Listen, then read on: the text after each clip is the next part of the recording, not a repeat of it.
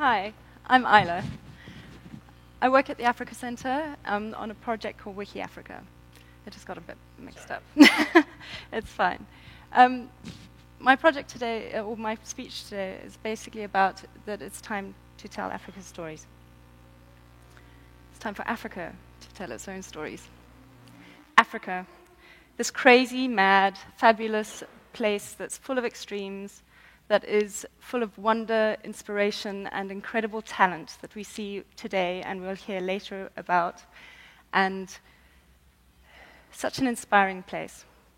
And yet, in history, from Hecatus to Herodotus and back, and even to Stanley, Livingstone, and Lugard, other people seem to have discovered Africa. In this day and age, I find it really difficult that despite all the beautiful and quite incredible things that have come out of Africa, that there is the majority and the most influential things that are said about Africa are said from the global north. Maybe this is because you'll all be familiar with this image. It's the world image, but it's based on the Mercator projection, which is how the difficulty of putting a 3D object onto a 2D plane. And what happens with this is that the land masses that are closest to the poles get distorted. This is the real size of Africa. As you can see, it fits the United States, China, India, the whole of Europe, and Japan easily within its shores. Not only that, Africa cannot... sorry, let me start again. It's so difficult for Africa to know about Africans and for others to get a true history of and idea of the layers and amazing things that happen in Africa when only 2% of all published matter is actually from Africa. This is a visualization of the location of academic knowledge. So every one of these is about journals that have been published. If we look at this, Africa is dwarfed by the tiny country of Switzerland that publishes 3 times more articles in academic journals than the whole of Africa does together.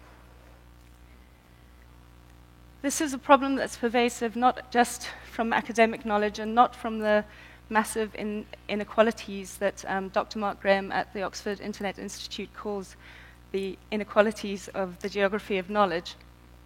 It's also problematic because with today's amazing powerful information and access to the internet, we would not imagine that at the moment there's very little content actually coming out of Africa.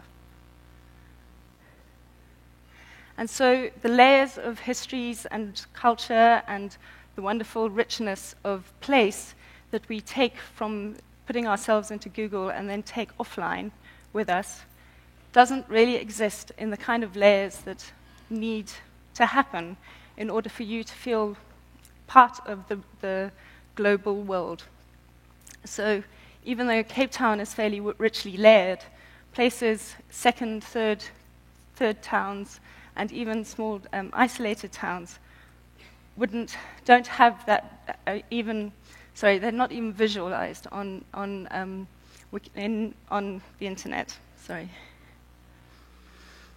And this is an increasing problem because 110 million Africans are switched on to 110 million Africans are switched on to the internet.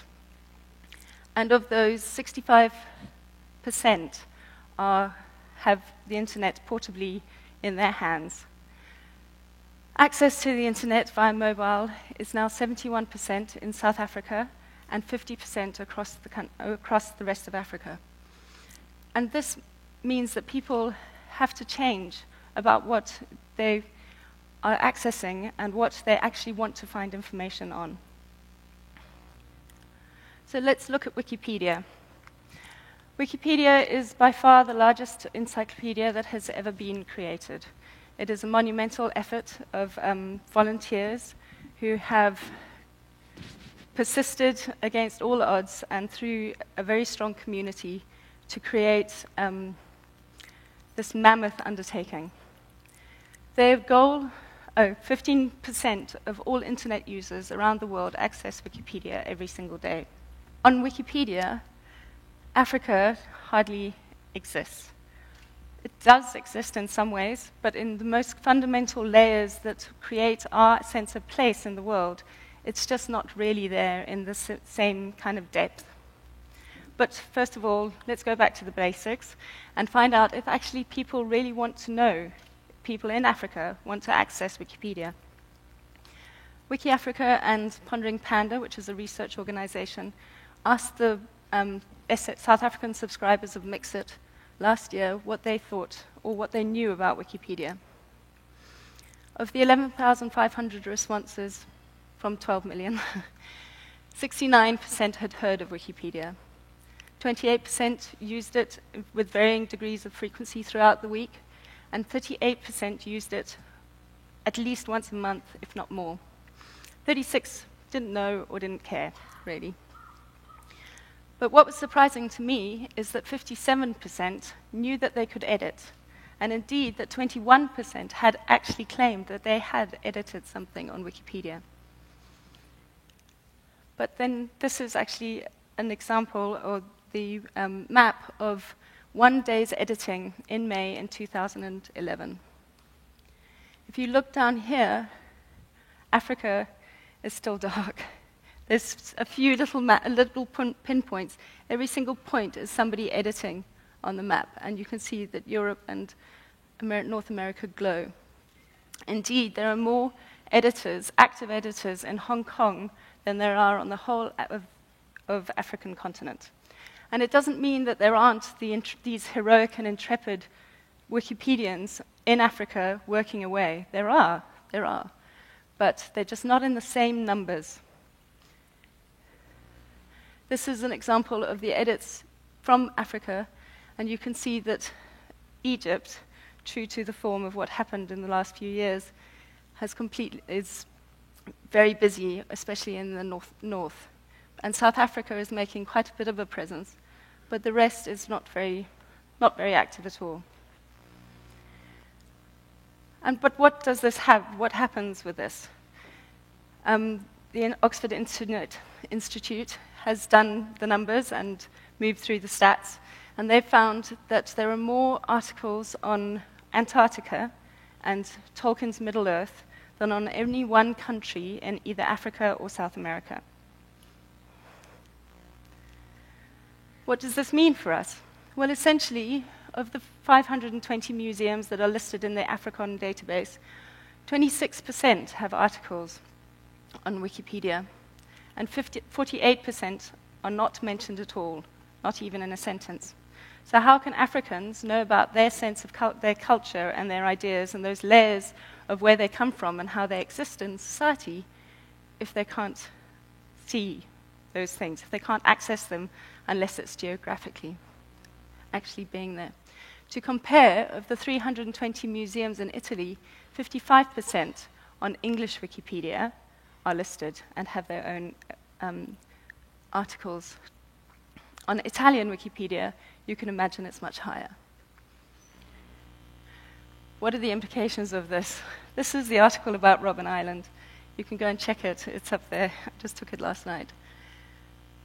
There is more information about Robben Island being a maritime peril and the bunny rabbits and the incidents of the bunny rabbits and the animal life on Robben Island than there is about its history as a penal colony or a leper colony or a place for political prisoners.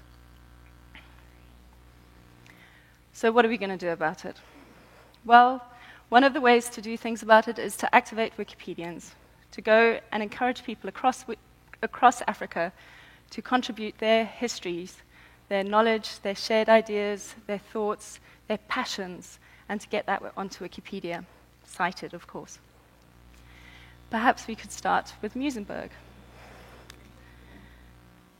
The other way to do it is to work with museums and heritage associations and academic institutions that already have this richness of knowledge. It's just not getting out there.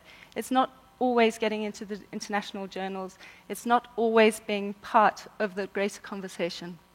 And you can see that the Musée Picasso have already logged onto this. They already understand why it's so important to go beyond just the boundaries, the geographical boundaries of the Parisian home, and go further. So how do we count Africa?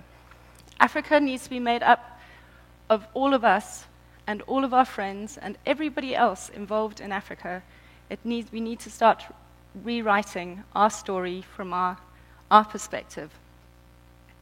Africa was, in the next few years, 500 million children under the age of 20, 500 million children under age 20 across Africa will be starting to question via their mobile phones the information that is accessible to them and why that information is not available, the information that they know is not available about themselves.